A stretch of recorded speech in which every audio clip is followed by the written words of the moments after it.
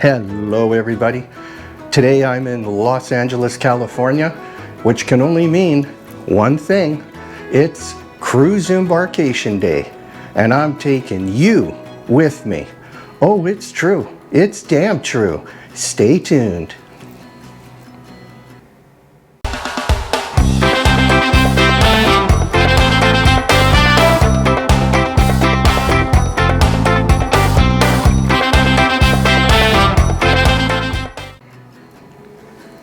Hello everybody, this is your man, the Bus Man, bringing you another episode of On the Road. This channel is your gateway to all of my travel tips, guidance, and advice on all things related to motorcycling, motovlogging, cruise, and destination vacations. For those of you watching who have already subscribed to my channel, double thumbs up, thank you very much. It is appreciated. By hitting that like and subscribe button, you can support my channel. It's absolutely free, no commitment, no obligations. Doing so will only let you know when I put out future content. Again, thank you very much. And with that out of the way, pitter patter, let's get at her.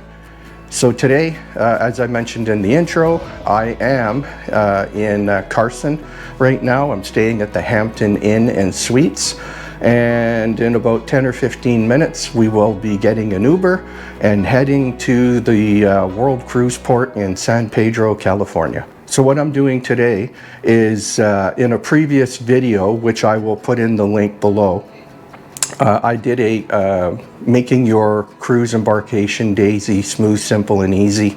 So what I'm going to be doing is demonstrating and employing all of the techniques that I use when I board a cruise ship. All of the must-dos, the thou shalts, and making sure that every word, sentence, and paragraph and every ticky box is covered, so that when we arrive, embarkation will be smooth, simple, and easy, with no hassles, no frustrations, and no consternation. So let's begin with my arrival to California.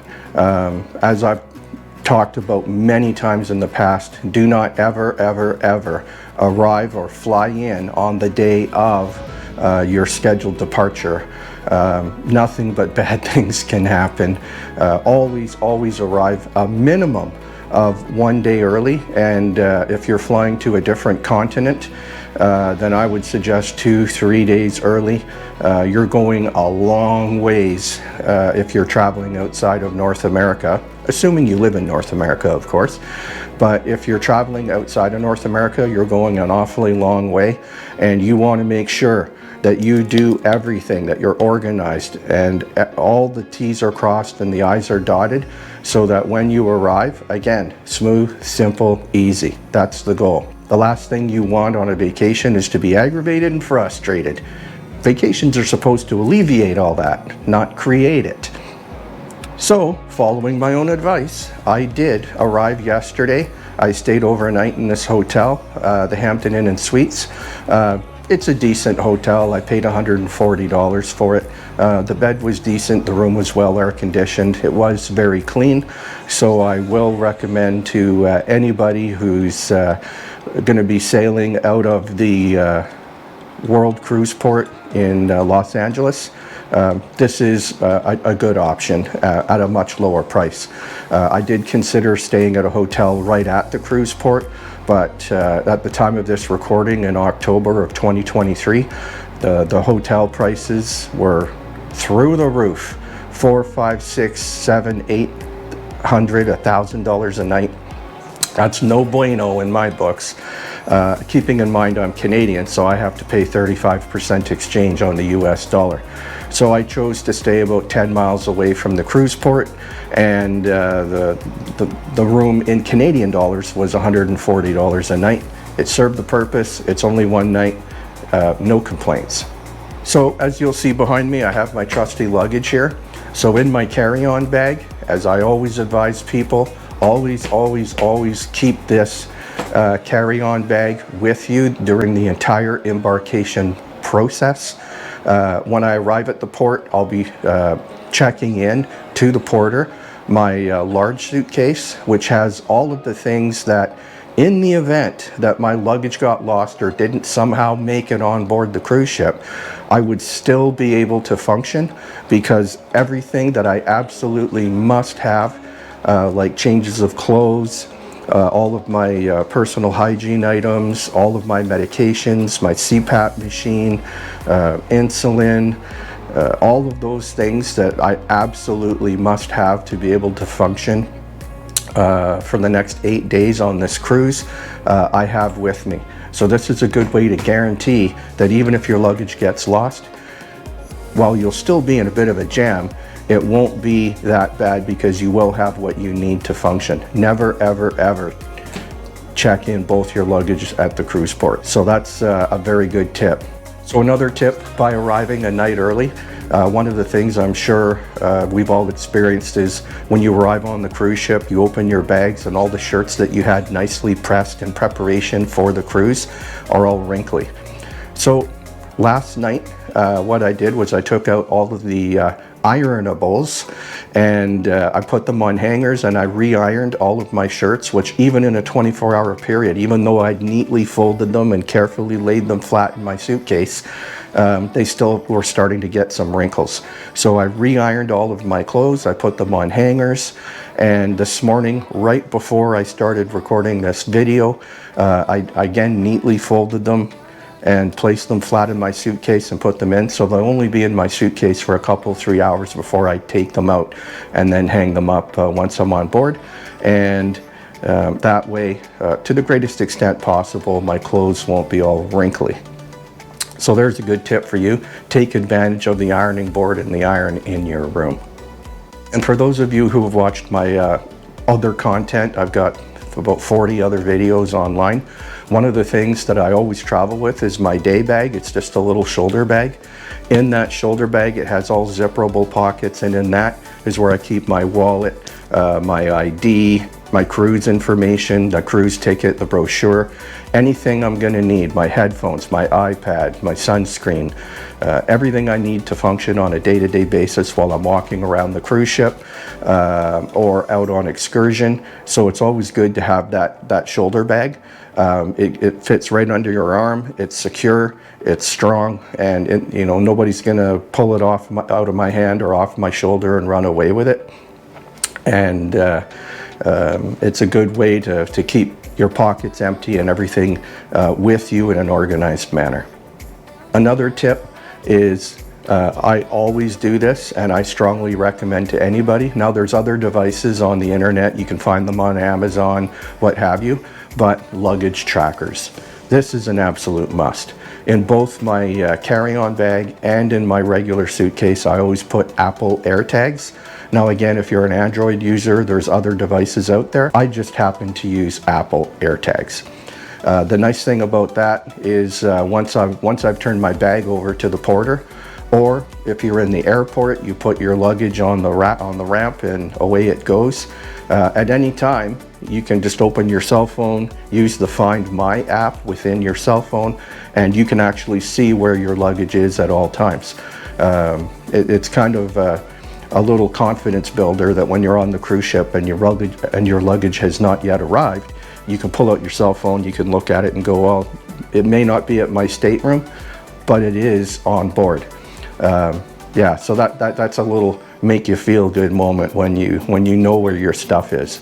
All right, so the time is now about 10:25 in the morning, and we're gonna go down to the lobby. We're gonna check out, and we'll get a hold of Uber, and then we'll start making our way to the cruise port. All right, so we've made it, and the Uber took about 15 minutes to get us there. Arrived at the World Cruise Port, and from the time we arrived to the time I'm just setting board on the ship, it's only been about 20 minutes. And here we go. Hello, my friend, how are you? Enjoy your stay, everybody. Have a wonderful time. Yes, ma'am. That's all way in. It's official. Vacation has started. And we are now on board the Celebrity Eclipse. 8-night Mexican Riviera.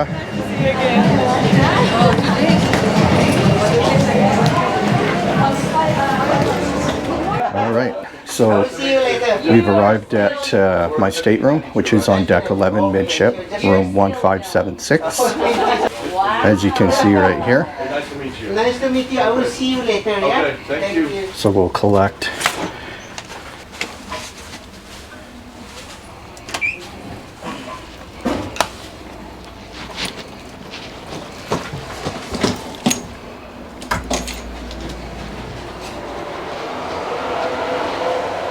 Right, so we've arrived in the stateroom.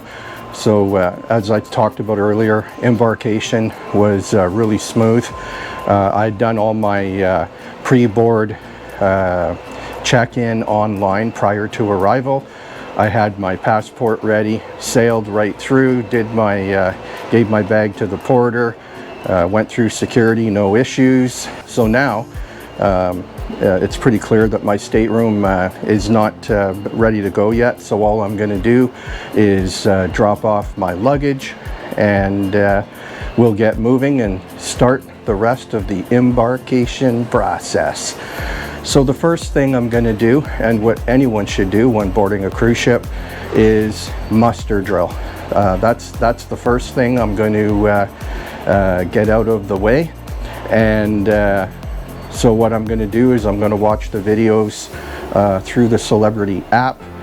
There's a couple of videos you got to watch, and then you report to your muster station and swipe in, and that'll take care of the muster drill. Because believe me, you do not want to be one of those people that forgets to do their muster drill, and then you're the subject of many public address announcements from the captain saying, "Good afternoon, ladies and gentlemen, we have X number of guests who have not completed their muster drill." Don't be one of those people. Get the muster drill done. All right, so as part of the muster drill, I've now completed watching all of the videos on the app. The next step is to head to the muster station, which we will head to right now. So another tip, in order to watch the videos, the first thing I wanted to do was make sure that I'm connected to the cruise ship Wi-Fi. And in doing so, if you've never sailed on Celebrity before, you need to click on the Wi-Fi app, connect to Wi-Fi. You use the number. Well, if you look at your CPass card, there'll be prompts. You enter the number that's on your CPass card. That will be your account for internet for the duration of the cruise.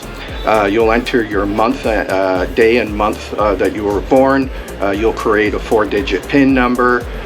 Then you'll, once all that information, you'll have a series of options. Now, I've already paid for premium Wi-Fi for this cruise, so one of the selections was premium Wi-Fi for the duration of the cruise. So I highlighted that, and I clicked the Let's Go button. Now, and then what'll happen is it'll take you to a web browser, and then you'll see the Wi-Fi connection on your phone. So once you're connected to the ship Wi-Fi, the next tip I have for you is immediately put your phone on airplane mode. You do not want to have your phone connected to the ship's satellite system if you get phone calls or doing texting or doing the internet or whatever it is you like to do on your phone. Absolutely critical. Get into your stateroom, get your CPass card, create your Wi-Fi account, get logged in, and immediately put your phone on airplane mode. And then that way you know everything you're doing on your phone will be through Wi-Fi, and you will not get any nasty surprises when you get your phone bill after you disembark your cruise. So with all the videos watched, Wi-Fi connected, let's head out and explore the ship and take care of the next order of business. All right, so we've arrived at our muster station, which is Bravo 2, B2. So make sure when you do go to your muster station, you have your CPass card. They'll swipe your CPass card or tap your CPass card, and following that, they'll give you a brief little lecture or speech, some information, and then you're good to go. All right, so that takes care of the muster drill. So just to recap, We've put the phone in airplane mode. We've created our Wi-Fi account. We've done our muster videos. We've checked in. We've done the muster drill. And once my room is ready, I'll go back to my room and get rid of some of the stuff that I'm carrying, and we'll do a full room inspection, making sure that all of the water works, toilets working, everything that's supposed to work works. So right about now, the next step is probably to go get something to eat. It's 10 to 12, and as everybody knows, I left the hotel around 20 after 10 or so, and it's now 10 to 12, about an hour and a half later, and I'm on board. I'm checked in, bags are stowed, and I'm good to go. So now would be a time, if you have any issues with your dining, or you wanted to change your dining, you could go to the maitre d' in the main dining room about adjusting your dining time or checking where your seat location is going to be. Once you get to your room, in my case, none of the excursions I've booked or anything I've booked, the tickets, all that aren't ready yet. So that's another thing I'm going to be checking for once I go back to my room. However, do check all of the materials that are left for you in your stateroom. Make sure all your excursions that you've booked, the tickets are there. Make sure any reservations you have tonight. I'm going to be doing day 1 Tuscan Grill, so I won't be eating in blue tonight. However, so when I go for lunch, I'm not going to be overindulging, as it were, because I'm going to be saving room for the Tuscan Grill. Oh, it's true. It's damn true. So the last part of the embarkation process that I always do is the room inspection. So I'm back in my stateroom. Everything is ready and good to go. Or we're about to find out. We'll see. It's very important prior to departure that you check out all of the amenities in your room, as I'm about to do. And if there's any deficiencies, then you can go to guest services and possibly either get another room or have maintenance come up and address any of the issues that you may find. Again, before we start the room tour, we'll just do another run through of the embarkation process and all of the steps that I follow, which lead to a smooth and orderly embarkation process. So again, starting from arriving the day before, making sure that you have all of your essentials in your carry-on bag or the bag you're going to bring on board. Anything that you can't do without: medications, change of clothes, in my case a CPAP machine, all of my insulin, all those types of things. Arriving at the cruise port on time. Now, I was supposed to be here for 11 in the morning. I got here at about 20 after 10. Not knowing LA traffic, I did arrive a little early. It was no issue.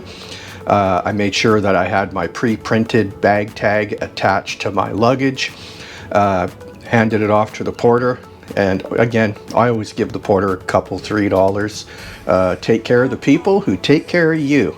That's another good tip for the embarkation process.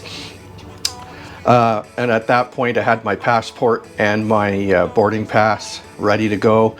And quite frankly, here at the LA cruise port in San Pedro, easy peasy lemon squeezy. Absolutely breezed right through.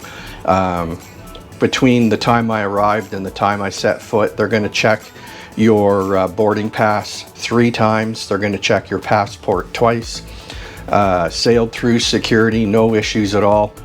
And again, part of that is the organization and the professionalism of Celebrity Cruise Lines and how they manage thousands of people on boarding one of their cruise ships on embarkation day. The other piece to this is being prepared, being organized, and having everything at your fingertips so that you can just sail right on through the entire process. Once on board, establish your internet account, as I've already articulated. get your phone on airplane mode. That's a big one. Make sure that your watch is set to ship time. Again, I'll get into this in other videos as I progress through this cruise. But anytime you leave the ship, it is critical that your watch be set to ship time. Don't be a pier runner. Don't get caught missing the cruise ship because you had the wrong time. The time it is where you're going is irrelevant. Ship time is the only time that matters. Following that,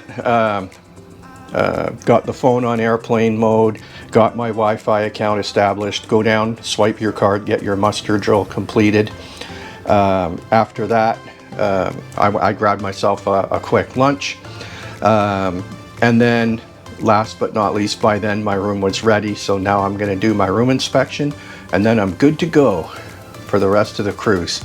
All of the logistics and bureaucracy and the thou shalts and must do's will be complete. So without further ado, let's go and complete this room check, make sure everything's good.